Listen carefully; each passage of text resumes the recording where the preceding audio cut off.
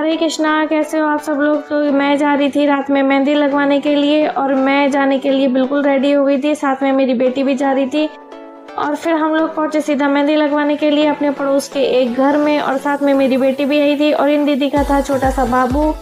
तो इस बाबू को मेरी बेटी ने खिलाया और बहुत ज़्यादा जिद कर रही थी, मम्मी बाबू को लेके चलो। फिर हुई मेरी मेहंदी शुरू और बाबू को शांत करा दिया था, वो सो गया था। और फिर दीदी ने मेरी मेहंदी लगाना शुरू करी और यहाँ पे बहुत ज़्यादा अच्छा लग रहा था, बैठ के मेहंदी लग रही थी मेरे, और मुझे बहुत ज़्यादा हंसी भी आ रही थी, बहुत खुशी हो रही थी।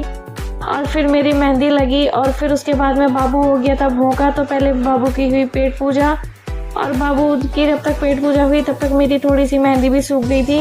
और फिर उसके बाद में फिर मेहंदी लगवा के मैं आ गई थी सीधा घर, और मेरे दोनों हाथ में मेहंदी लग चुकी थी और पीछे साइड में भी लग गई थी मेरे मेहंदी। और मेरे पतिदेव भी आ गए थे घर पे और साथ में मेरे लिए ले आए थे चाउमीन खाने के लिए। और मेरी बेटी यहाँ पे खिला रही थी मेरे को चाउमीन, बोल रही थी मम्मा मैं खिलाऊंगी आपको। तो मैंने कहा ठीक है बेटा खिला दो। और ये बड़ी तेजी में चम्मच से खिला रही थी, तो डर लग रहा था कहीं ये मेरे मुंह में इतना चम्मच मार दे।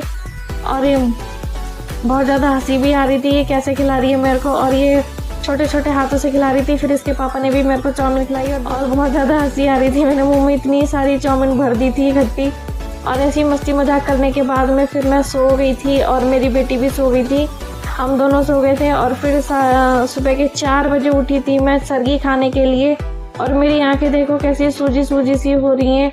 और हम लोगों में सरगी में खाया जाता है दूध और जलेबी, तो सुबह सुबह तो इतना मीठा खाया नहीं जाता है, तो मैंने सिर्फ दूध पिया था और थोड़ी सी जलेबी खा ली थी। और 4:30 बज गए थे। फिर उसके बाद में फिर सुबह को मैं नहा धो के हो गई हूँ रेडी, और आज है करवा चौथ। आप सब